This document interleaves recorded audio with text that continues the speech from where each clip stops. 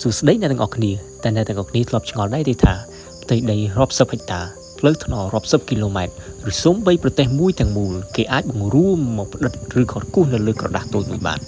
សប្តាហ៍ថ្ងៃនេះគន្លឹះសំខាន់ដែលអ្នកធ្វើផែនទីធ្វើនោះគឺមាត្រដ្ឋានផែនទីឬក៏ភាសាអង់គ្លេសហៅថា map scale តើអ្វីទៅជាមាត្រដ្ឋានផែនទីហើយគេកណនាវាដោយរបៀបណានៅក្នុងវីដេអូនេះខ្ញុំនឹងបញ្យល់អ្នកទាំងអស់គ្នាឲ្យយល់អំពីអ្វីទៅជាមាត្រដ្ឋានផែនទីចំពោះនិយមន័យពាក្យថាមាត្រដ្ឋានផែនទីវាមានន័យថាគឺជាផលធៀបមិនប្រែប្រួលរវាងប្រវែងនៅលើផែនទីជាមួយនឹងចម្ងាយនៅលើភូមិសាស្ត្រជាក់ស្ដែង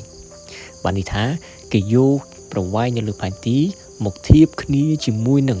ចម្ងាយនៅលើភូមិសាស្ត្រជាក់ស្ដែងដើម្បីឲ្យអ្នកទាំងអស់គ្នាកាន់តែងាយយល់ខ្ញុំសូមលើកជាឧទាហរណ៍ថាផែនទីមានមាត្រដ្ឋាន 1/50,000 នោះវាមានន័យថា1សង់ទីម៉ែត្រនៅលើផែនទីវានឹងស្មើ 50,000 សង់ទីម៉ែត្រនៅលើភូមិសាស្ត្រជាក់ស្ដែងហើយយើងក៏អាចនិយាយបានម្យ៉ាងទៀតថា1សង់ទីម៉ែត្រនៅលើផែនទីវាស្មើនឹង500ម៉ែត្រនៅលើផ្ទៃដីជាក់ស្ដែងដោយសារតែការបំបែក 50,000 សង់ទីម៉ែត្រវាស្មើនឹង500ម៉ែត្រជាទូទៅនៅក្នុងមាត្រដ្ឋានផែនទីភាគច្រើនគឺគេតែងយកលេខ1ធ្វើជាភាគយកជានិច្ចហើយយើងក៏ទាញបាននៅរូបមន្តមួយនោះគឺ D តូចលើ D ធំស្មើ1លើ m ដែល D តូចនោះគឺជាប្រវែងនៅលើផែនទីហើយ D ធំគឺជាចម្ងាយនៅលើភូមិសាស្ត្រជាក់ស្ដែងដូចនេះហើយប្រសិនបើយើងចង់ស្វែងរកចម្ងាយនៅលើផ្ទៃដីជាក់ស្ដែងយើងគ្រាន់តែយកប្រវែងនៅលើផែនទីគុណជាមួយនឹងមាត្រដ្ឋាននៃផែនទីនោះយើងនឹងឃើញចម្ងាយនៃផ្ទៃដីជាក់ស្ដែងដើម្បីឲ្យអ្នកទាំងអស់គ្នាកាន់តែឆាប់យល់ខ្ញុំសូមលើកជាឧទាហរណ៍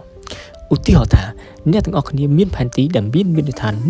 1/50,000 នោះយើងអាចដឹងថា1សង់ទីម៉ែត្រនៅលើផែនទី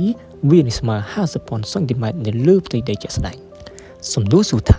ប្រសិនបើយើងវាស់ពីចំណុច A ទៅចំណុច B ឃើញ5សង់ទីម៉ែត្រតើវានឹងស្មើប៉ុន្មានម៉ែត្រនៅលើផ្ទៃដីជាក់ស្ដែងចម្លើយនោះគឺយើងគ្រាន់តែយក5សង់ទីម៉ែត្រគុណជាមួយនឹង 50,000 សង់ទីម៉ែត្រនោះយើងនឹងឃើញចម្ងាយនៅលើផ្ទៃដីជាក់ស្ដែងដូច្នេះហើយប្រសិនបើយើងវាស់ពីចំណុច A ទៅចំណុច B បាន5សង់ទីម៉ែត្រនោះមានន័យថាចម្ងាយនៅលើភូមិសាស្ត្រជាក់ស្ដែងគឺ 250,000 សង់ទីម៉ែត្រឬក៏ 2,500 ម៉ែត្រដែលយើងអាចបំបែកទៅជាគីឡូម៉ែត្រគឺ 2.5 គីឡូម៉ែត្រហើយប្រសិនបើយើងចង់ស្វែងរកប្រវែងនៅលើផែនទីយើងគ្រាន់តែយកចម្ងាយនៅលើផ្ទៃដីជាក់ស្ដែងចែកជាមួយនឹងមាត្រដ្ឋានផែនទីហើយបើយើងចង់រកមាត្រដ្ឋានផែនទីយើងគ្រាន់តែយកចម្ងាយនៅលើផ្ទៃដីជាក់ស្ដែងចែកជាមួយនឹងប្រវែងនៅលើផែនទីសរុបជារួមមកវិញគ្រប់ផែនទីទាំងអស់ដាច់ខាតត្រូវតែមានការកំណត់ពីមាត្រដ្ឋានច្បាស់លាស់និងជាក់លាក់បំផុតបើគ្មានការកំណត់អំពីមាត្រដ្ឋានជាក់លាក់ច្បាស់លាស់ទេ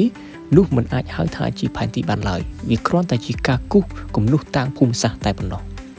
ជាចុងក្រោយសូមអរគុណអ្នកទាំងអស់គ្នាដែលបានទស្សនាវីដេអូនេះតាំងពីដើមរហូតដល់ចប់ជួបគ្នាវីដេអូក្រោយ